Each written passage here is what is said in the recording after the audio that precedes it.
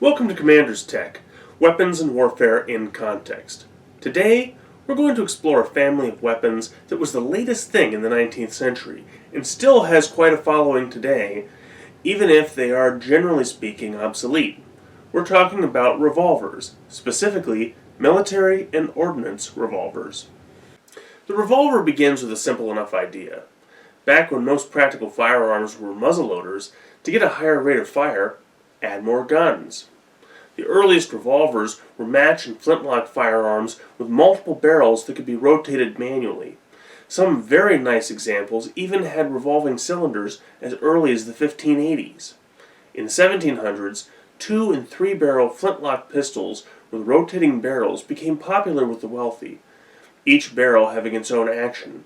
These kinds of early revolvers were all handmade, and between the complexity of the design and the quality of craftsmanship necessary to realize it, they were phenomenally expensive and as such effectively restricted to the very wealthy.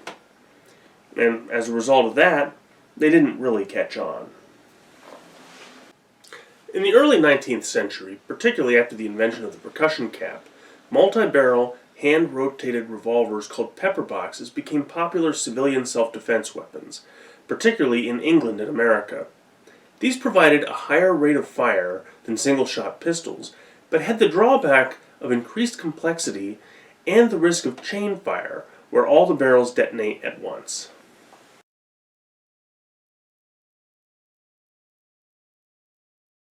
In 1836, Samuel Colt patented his single-barrel rotating cylinder firearm, the Colt Patterson. Between Sam Colt's marketing skill and the production capacity stemming from industrialization, Colt's designs caught on, particularly in the US and Britain. While prior types of revolvers were handmade and expensive, and thus not particularly useful for general army issue, Colt's advanced manufacturing techniques helped to keep the cost down, and Colt designs saw widespread military adoption. Subsequent Colt designs, including the Walker, the 1851 Navy, and the 1860 Army, were popular and were widely used in Texas, in the Crimean War, the U.S. Civil War, and even in the Franco-Prussian War. Now, I should emphasize these were percussion revolvers using either loose powder and ball or paper cartridges, as opposed to the later cartridge revolvers, which saw significant popularity and which we will get to shortly. These types of revolvers, including the Colt 1851 and 1860, Colt 1860, as well as the Remington 1858, are muzzleloaders, and as a result they don't fall under the legal definition of firearms under U.S. federal law. Because of that, combined with the patents being long expired, these guns are still widely produced today as fully functional reproductions, and they're readily available for collectors and hobbyists.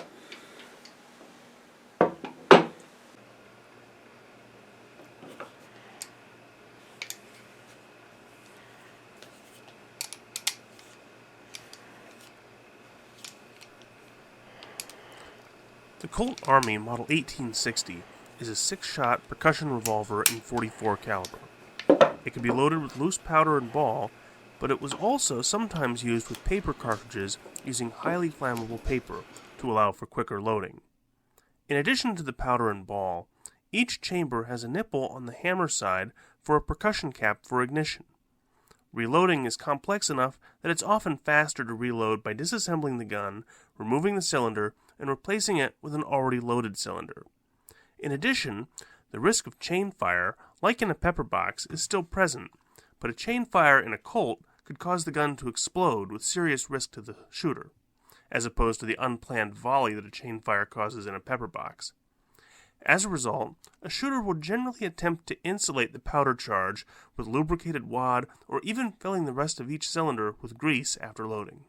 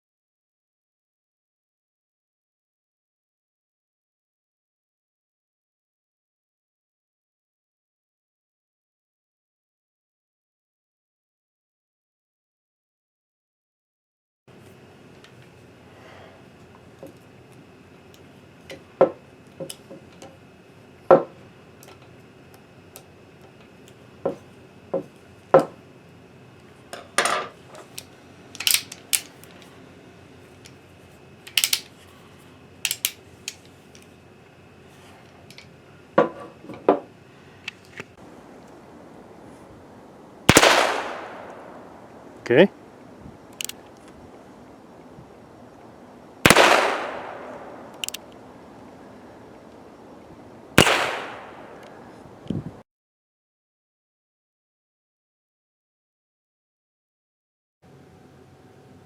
Colt revolvers, up through the Civil War, were limited by their lack of fixed cased ammunition, although this was really a result of patents. But the idea of using metallic casings dates back earlier. An early form of metallic casing revolver that was popular in Europe, although not quite so much in the US, was the pinfire revolver. The pinfire system was designed in the 1820s and 1830s, with the cartridge design patented in 1836 by Casimir Lefaucheux. The metallic pinfire cartridges were perfected in 1846, with the Lefaucheux Navy revolver adopted by the French Navy in 1858. Pinfire revolvers became popular and widespread in the 1850s and 1860s, again mostly in Europe, and they remained in use through the turn of the century, despite their obsolescence. The pinfire system uses a metallic case with a primer inside the case near the base. A firing pin is included as part of the case, and it sticks out of the side at a 90-degree angle. When loaded, the pins stick out of the side of the cylinder, but are protected by a lip on the gun's frame in front of the grip. The pin is only exposed when it's under the hammer with the chamber lined up with the barrel. To modern collectors, pinfire revolvers are kind of a curiosity. The ammunition is almost completely unobtainable, and it's complex to manufacture at home, even for an experienced reloader, so surviving guns, which are not particularly uncommon, are mostly just for display.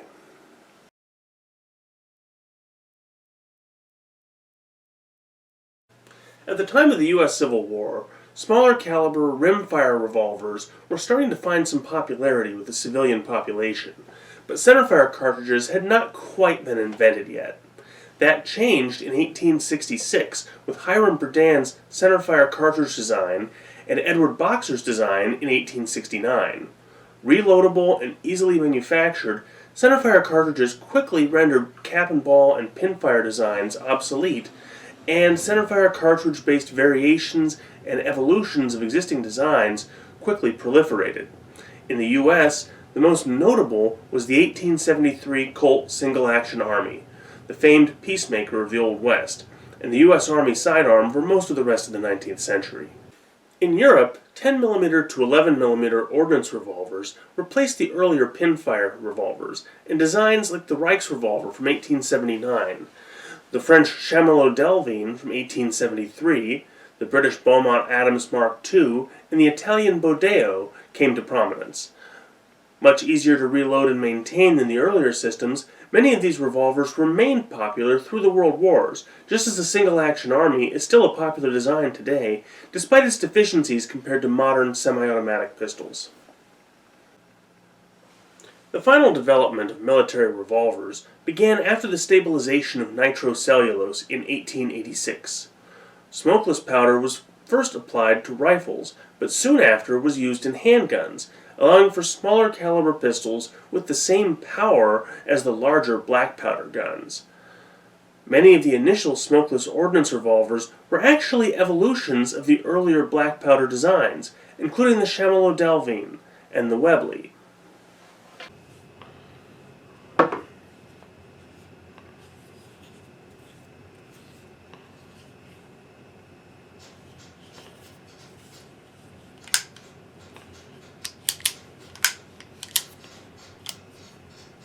The Model 1892 revolver, often referred to as the Lebel or Saint Etienne 8mm, was adopted in 1892 and is basically a smaller bore, smokeless powder version of the 1873 Chamallow Delvine. A 6-shot revolver, the cylinder flips out to the right for loading and unloading quickly. It saw extensive use in French colonial actions, both world wars, and all the way into the 1950s with the Legion, including in Algeria and French Indochina, Vietnam. My example was refurbished by the Arsenal after World War II and Parkerized for reissue to the French Foreign Legion in the 1950s.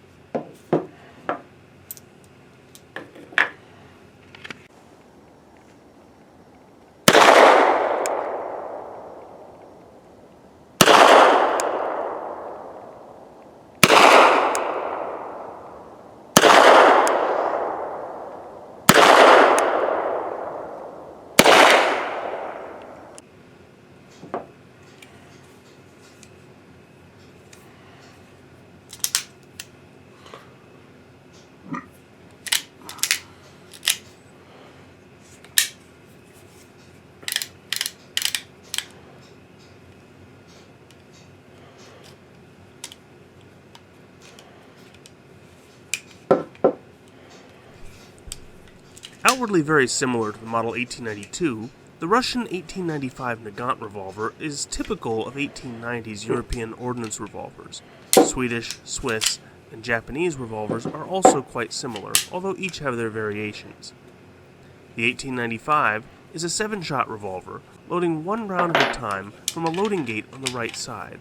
Chambered at 7.62mm, or .30 caliber, the Nagant cartridges are strange, as the bullet is recessed halfway into the case, intended to use the extended case to complete the gas seal during firing. Whether it made a difference is undecided, but the pistol remained in widespread use by Soviet forces through World War II and can still be likely found in the hands of rural Siberian police today.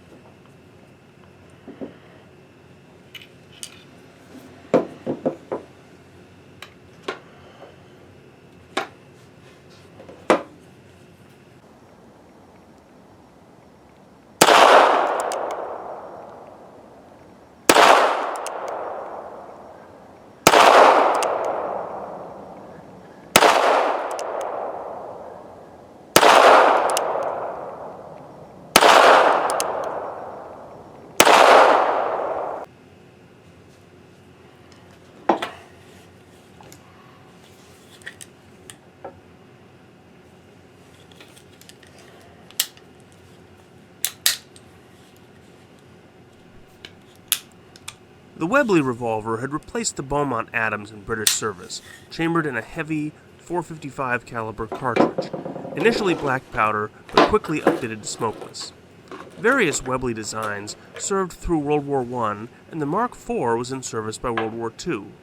With the Mark IV, there was a version in .455 Webley, but also a smaller version in .380-200, which is dimensionally the same as .38 Smith & Wesson.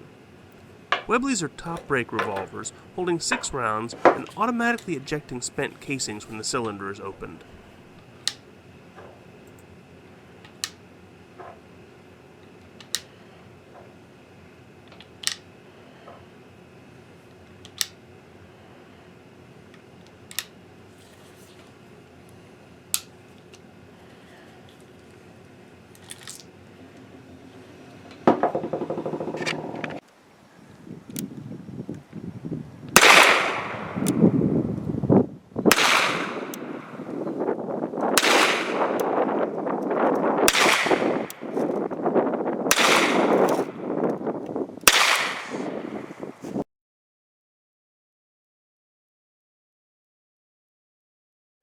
Revolvers saw their heyday of military service during the latter half of the 19th century, before being sidelined by semi-automatic pistols, although many revolvers saw service in the World Wars, and later as police weapons almost to the present. Revolvers, both old and new, remain popular with civilian shooters and as reserve carry or home defense guns. Revolvers do have one advantage over semi-automatic pistols, that being their ability to fire far more powerful cartridges, although the wisdom of firing a revolver in .45-70 may be a little questionable.